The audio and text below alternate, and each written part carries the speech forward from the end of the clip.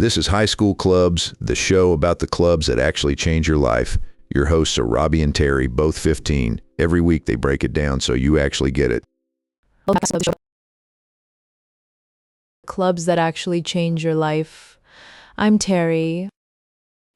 And I'm Robbie, and today we're talking about language and culture clubs, the places where you accidentally become a world traveler without leaving your school hallway.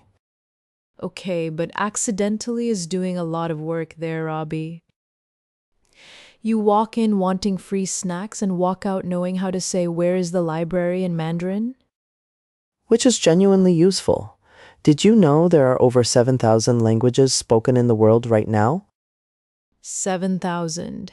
And most of us are out here speaking one, maybe struggling through a second one in third period. Language clubs are basically the cheat code for actually picking up a language outside the classroom, because you're practicing with real people instead of a textbook robot. And the culture part matters just as much. Like Japanese club isn't just about kanji. It's origami, anime discussions, food, holidays, all of it. My school has a Korean culture club, and they did a whole event around Chuseok, which is the Korean Harvest Festival, and the food alone made me want to learn the entire language immediately. That is how they get you, and honestly, good for them. The sneaky genius move is that when you connect a language to food and music and people you actually like, your brain holds onto it way better. Research backs that up too. Immersive social learning environments can improve language retention by something like 50% compared to drills alone. 50%. That's the difference between remembering hola forever and forgetting every French verb the second the test ends. No comment on my French grade. Moving on. Language clubs also do something really powerful socially. They give kids from immigrant families a space where their home language is actually celebrated instead of just tolerated. That's a big deal. For a lot of students, speaking Spanish or Tagalog or Arabic at home feels like a secret they keep at school, and a culture club flips that completely. It's like your bilingualism goes from being a footnote to being the whole point. And for kids who aren't heritage speakers, it's a chance to genuinely appreciate something outside their own bubble, which is hard to get anywhere else at 15. True. You can read about Japanese culture in a textbook, or you can fold cranes with someone who grew up doing it with their grandmother. One of those is obviously better. Hint, it's not the textbook. Language clubs also often put on cultural fairs, which are these wild, beautiful, chaotic events where every table is a different country, and everyone is trying everyone's food. Cultural fairs are genuinely one of the best days of the school year, and I will die on that hill. Now, here's a fact that surprised me. Being bilingual actually has measurable cognitive benefits, including delaying the onset of dementia symptoms by an average of about 4 to 5 years. Hard agree? Wait, speaking two languages literally protects your brain as you age? Scientists think it's because switching between languages constantly is like a workout for the part of your brain that manages attention and multitasking.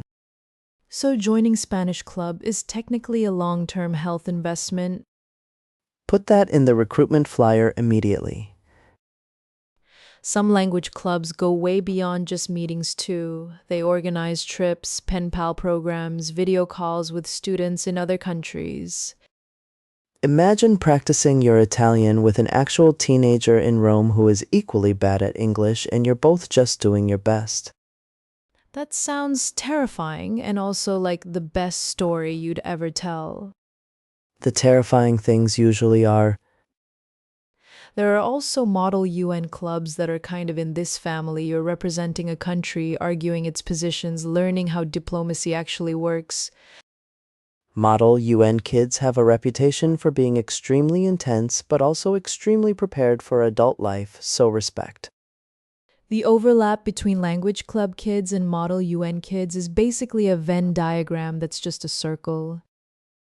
One more stat worth knowing. Studies show that students who participate in extracurriculars tied to their cultural identity report higher self-esteem and stronger sense of belonging at school.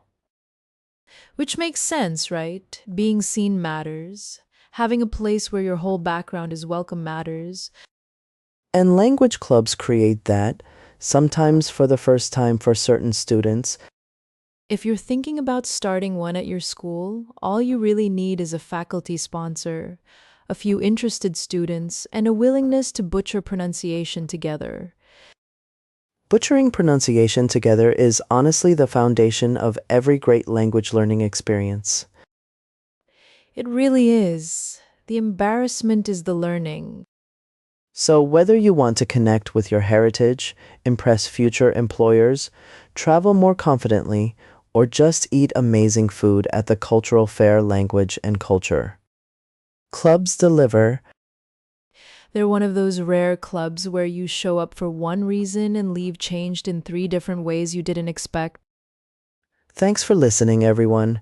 Go find your club, learn something beautiful, and see you next week on High School Clubs.